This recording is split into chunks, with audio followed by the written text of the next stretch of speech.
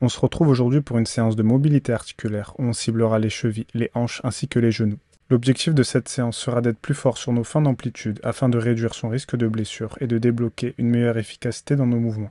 On commence sans plus tarder avec le premier exercice qui seront des ouvertures et des fermetures de hanches. On se tiendra debout face à un support et on devra mettre l'intention d'explorer la plus grande amplitude de mouvement possible. On peut imaginer qu'on a une haie ici pour bien lever la jambe puis l'ouvrir au maximum. On fera 5 allers-retours d'une jambe puis on fera la seconde.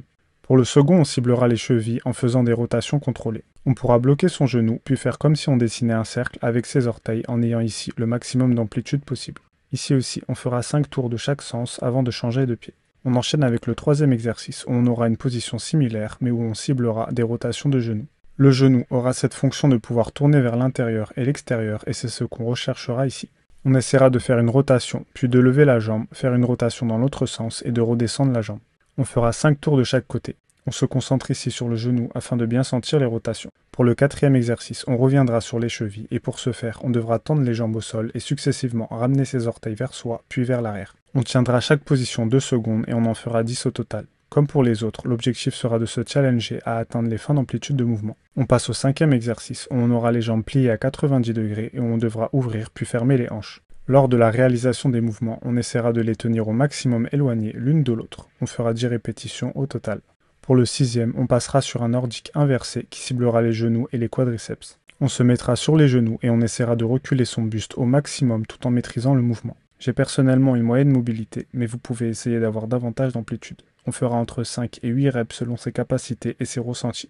Pour le septième, on ciblera la cheville en position d'inversion. Vu qu'on se blesse souvent dans cette position, on essaiera de renforcer les tissus afin de les habituer aux torsions. On pliera donc son pied et on poussera vers le sol de sorte à avoir du poids sans que ce soit insoutenable. On tiendra 10 secondes puis on changera de pied.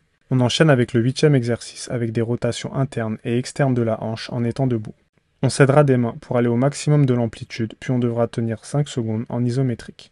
On fera ensuite la rotation inverse puis on changera de jambe. L'objectif sera d'avoir peu de différence entre sa force en début et en fin d'amplitude. Enfin, le neuvième exercice où on travaillera l'extension de genou. Pour ça, on utilisera un ballon qu'on positionnera au-dessus et on tendra la jambe pendant 5 secondes. On fera 5 répétitions au total avant de passer à la seconde jambe. On essaiera de contracter au maximum son quadriceps pour maximiser le mouvement.